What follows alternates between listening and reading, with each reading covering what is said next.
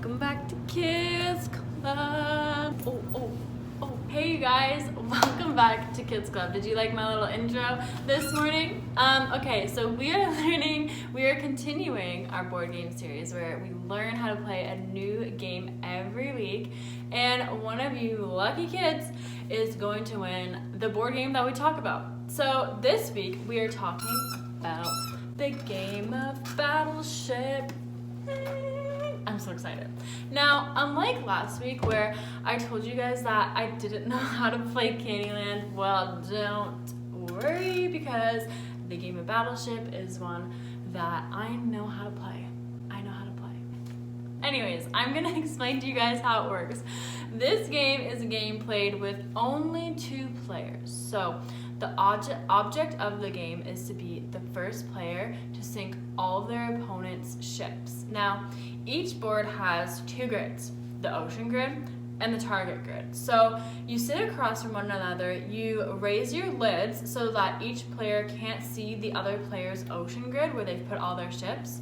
So now each player places their 5 ships anywhere on their ocean grid, horizontal or vertical. The ships may not be positioned diagonally, nor may any part of the ship be off of the grid. They have to be on the grid. So alternating turns, one at a time, players attack each other by calling out a position on their targeting grid by matching a row and column. So let me give you an example. That's kind of confusing. So an example is D4. So the defender then looks at the corresponding coordinates on his or her ocean's grid, and if the space is empty, D4, he replies miss, and the attacker puts a white peg in this position on his targeting grid so that next time he knows to not guess the same one. So if the place has a ship on it, he replies with hit, and then they must specify what ship was hit, and the attacker then pulls a red peg in the position of his targeting grid.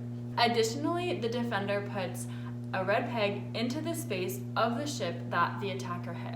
Once all the holes in the ship are filled, it has been sunk. That sucks. The owner of the ship must announce this when it happens, and the first player to sink all their opponent's ships wins. Now, if only I could have someone else here to play with me.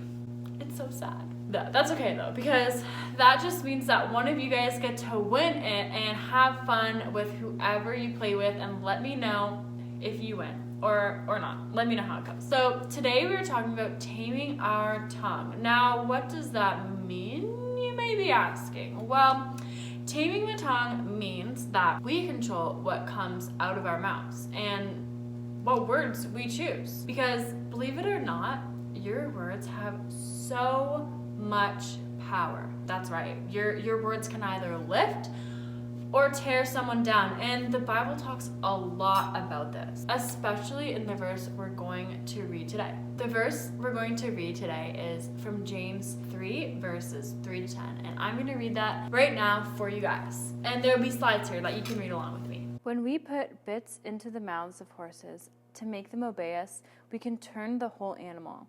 Or take ships as an example.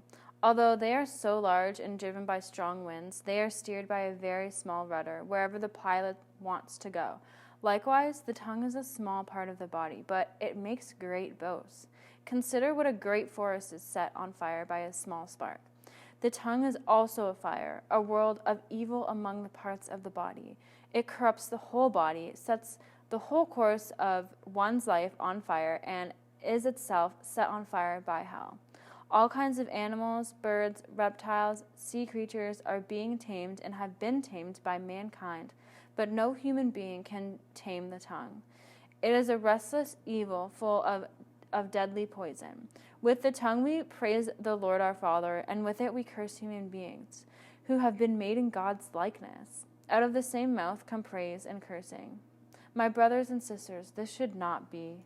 So if you guys can see in that verse, there are so many things that are being said about the way that we speak as humans. And our main point today is to choose words that do good. And if we want to turn the tide against gossip, against bullying, we have to start with ourselves, and we have to commit ourselves to using our words for good and to not harm. In the game Battleship, we see that when we hit the other person's ships, it eventually sinks. And this is all because we chose and kind of also guess what coordinates would cause this to happen. Our words determine the outcome of the game. But this game is fun, of course, just like all of the other games we've talked about in our series of board games so far. But it also shows that there are consequences to our actions and to the words that we choose to speak. If we just so happen to say the right coordinates,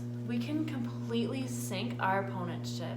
But in real life, things are not so happy when we say the wrong thing. Like it says in this Bible verse, the tongue is a very, very small part of our body, but it makes great boasts. Now, I want to assure you guys, if you have said something in the past that maybe it hurt someone, that's okay, because you always have the opportunity to apologize to them. And you still have the opportunity to apologize to Jesus and just know to not do it again. And we are not to condemn each other or to make each other feel bad for what we've done in our past, but we can correct each other, and we can hope that next time we don't make that same mistake. We don't want to hurt anyone. This Bible verse is very, very important for us to know and to be aware of so that we can learn and grow from it.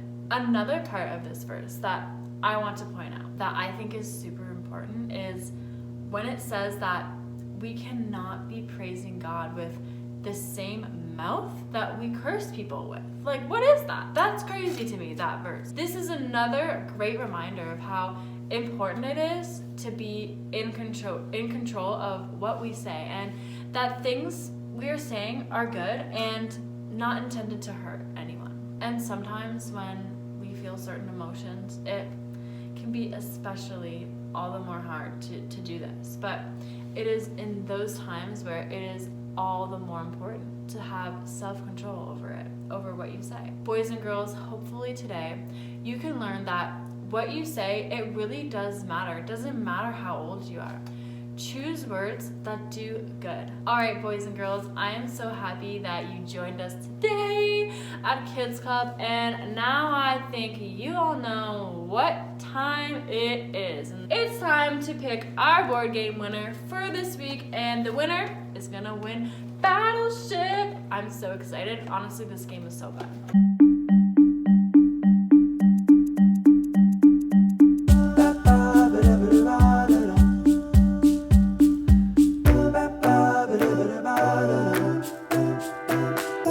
Congratulations to our winner today. So we will see you guys next week. Bye!